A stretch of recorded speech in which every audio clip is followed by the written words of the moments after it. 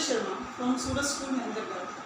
Today we are going to discuss about the topic 5-year plans in India, goals and achievement. तो इसमें देखिए first of all what do you mean by economic planning और economic planning क्यों apply की जाती है. Economic planning क्या होती है?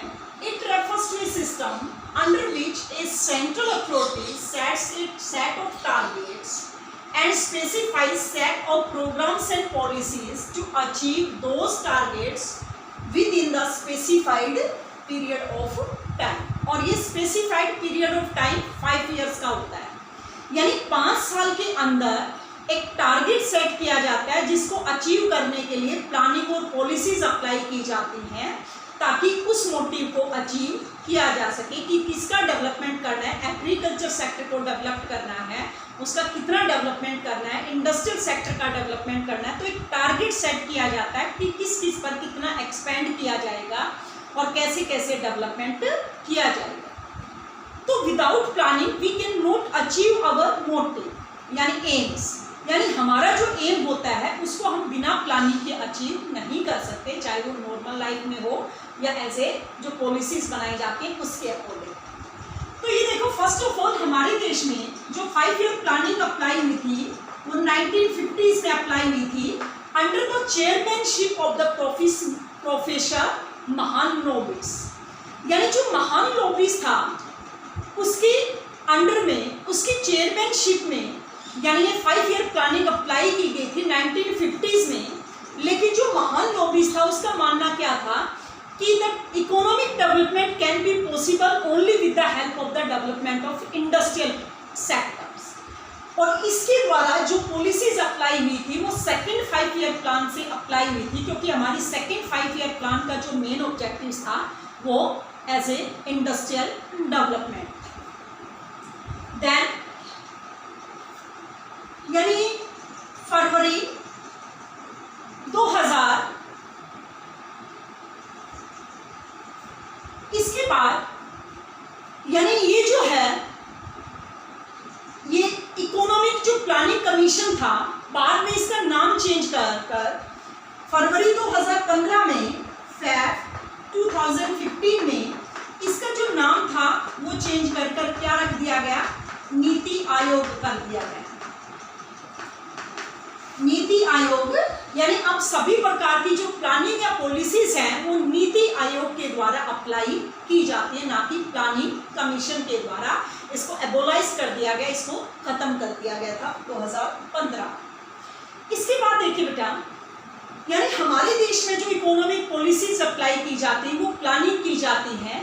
तो सबसे पहले हम इसके बेसिक कॉन्सेप्ट पढ़ेंगे कि हमारी जो इकोनॉमी होती है वो क्या है और ये कितने टाइप की होती है. यानी what do you mean by the economy and define the types of the economy. तो इकोनॉमी किसे कहेंगे? इकोनॉमी और इकोनॉमिक्स में डिफरेंस होता है. इकोनॉमी अर्थव्यवस्था, यानी economy reveals the environment under which यानी which are surrounding us in which how the people can earn their living. या it reveals all the economic activity which are surrounding us. यानी ये सभी economic activity को define करती है जो हमारे आसपास घटित होती है या हमारे आसपास उस इन्वायरमेंट के बारे में बताती है जिसमें हमें पता चलता है कि how the people can earn their living, यानी हर एक व्यक्ति अपनी आजीविका कैसे कमाता है. और हमारी जो इकोनॉमी है 5-year प्लानिंग है हमने किससे इंस्पायर होकर ली है, यानी इसमें 1926 में सोवियत यूनियन से इंस्पायर होकर हमारे देश में 5-year प्लानिंग को स्टार्ट किया गया था.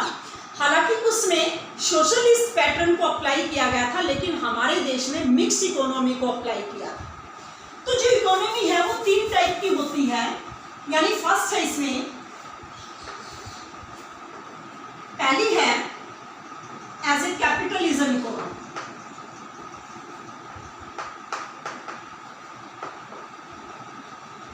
कैपिटलिज्म और इसको हम क्या बोलते हैं, मार्केट इकोनॉमी या फ्री इकोनॉमी इकोनॉमी भी कहा जाता है। सेकंड है इसमें एज ए सोशलिज्म, और हम इसको कहते हैं centrally planned economy, centrally planned economy.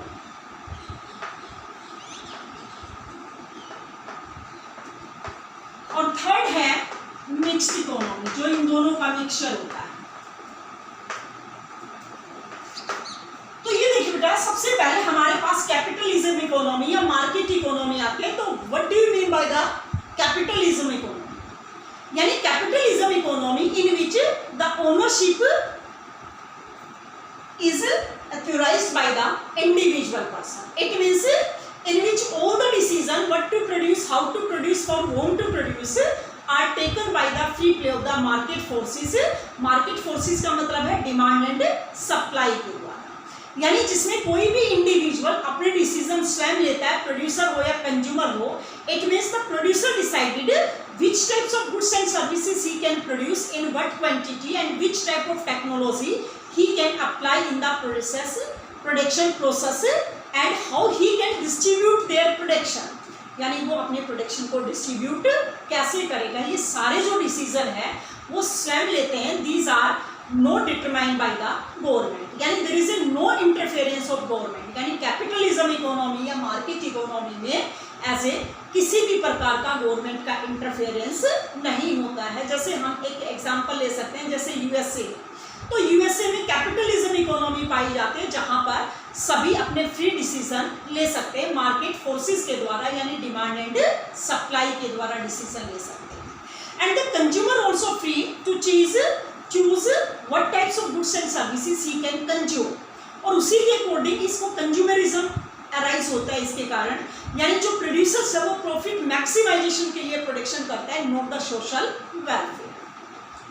Then second economy हमारे पास socialism economy, it is also called the centrally planned economy. यानी centrally planned economy is that economy in which all the decision are taken by the government, what to produce, how to produce, for whom to produce, कि क्या produce करना है, कैसे produce करना है, कैसे उसको डिस्ट्रीब्यूट करना है, ये सारे जो डिसीजन है वो गवर्नमेंट के द्वारा लिए जाते हैं। There is a no role of the market forces, यानी इसमें इंडिविजुअल या फ्रीडम का कोई मतलब नहीं होता है। जैसे चाइना में as a socialism economy apply की जाती है। तो ये देखो बेटा, यानी इसमें यानी प्रोड्यूसर कैन नॉट, अगर मान लो कोई भी एक प्रोड्यूसर्स है वो अपना स्वयं का बिजनेस एस्टेब्लिश करता है, तो वो स्वयं डिसाइड नहीं कर सकता कि which types of goods he can produce, यानी these are decided by the government.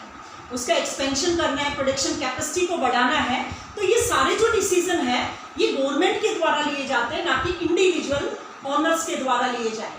तो इसमें सारे जो डिसीजंस हैं वो गवर्नमेंट के द्वारा ऑथराइज होते हैं, गवर्नमेंट के द्वारा लिए जाते हैं। इसमें इंडिविजुअल, यानी इसमें जो मेन ऑब्जेक्टिव्स होते हैं, these are the social welfare, not the profit maximisation. Then next हमारे पास इकोनॉमी है mixed economy. Mixed economy is the mixture of the socialism economy and capitalism economy, यानी इन दोनों का मिक्सचर होता है, यानी जिसमें the some decision are taken by the, यानी हम कह सकते हैं the main decision are taken by the government as well as the left decision or other decision are taken by the free play of the market forces, यानी इसमें दोनों का role होता है, जिसमें जो मेन डिसीजन है वो तो गवर्नमेंट के द्वारा लिए जाते हैं, लेकिन बाकी जो डिसीजन है, इसके अलावा जो डिसीजन लिए जाते हैं वो free play of the market forces के द्वारा लिए जाते हैं। यानी इसमें दोनों में बैलेंस क्रिएट किया जाता है, social welfare and profit maximisation. यानी इंडिया में, हमारे देश में मिक्स्ड इकोनॉमी अप्लाई की जाती है, राइट। अब इसमें जैसे एक अलग से कॉन्सेप्ट भी आता है कि डायरेक्टिव प्लानिंग और कॉम्प्रिहेंसिव प्लानिंग में क्या डिफरेंस होता है। जैसे डायरेक्टिव प्लानिंग क्या होती है,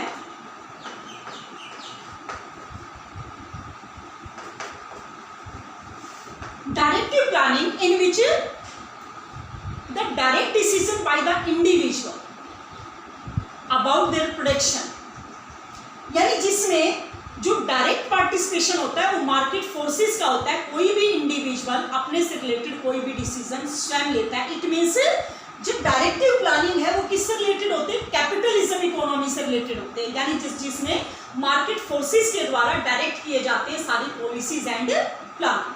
इसमें गवर्नमेंट का कोई भी इंटरफेरेंस नहीं होता है। दूसरी हमारे पास आती है as a comprehensive planning. Comprehensive planning, comprehensive planning क्या होती है बेटा? It is the mixture of socialism and mixed economy, यानी जिसमें तो direct decision are taken by the government, यानी जिसमें मेन जो डिसीजन है वो गवर्नमेंट के द्वारा लिए जाते हैं। इसके अलावा इंडिविजुअल को भी डिसाइड करना पड़ता है कि वो अपने प्रॉफिट मैक्सिमाइजेशन के अकॉर्डिंग अपने, यानी मार्केट सप्लाई के अकॉर्डिंग, सॉरी मार्केट फोर्सेस के अकॉर्डिंग अपने प्रोडक्शन को प्रोड्यूस कर सकता है।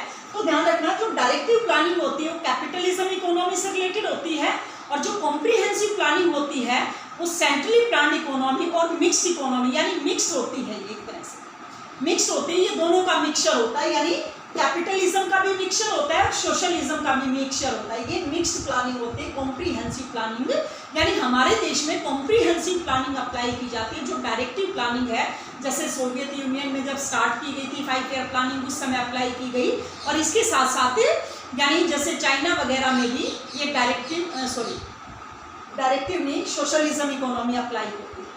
तो ये हमारे पास है कि 5 ईयर प्लानिंग क्या है, ये कब अप्लाई हुई थी, बाद में इसका नाम चेंज कर क्या किया गया, और इसके बाद इकोनॉमी क्या होती है, कितने टाइप्स की होती है। तो ये इसके बेसिक कॉन्सेप्ट हैं, जो छोटे छोटे कॉन्सेप्ट हैं जिनके बारे में आपको पता होना चाहिए। So that's all for today. For the further classes please connect our YouTube channel. Thanks and have a nice day.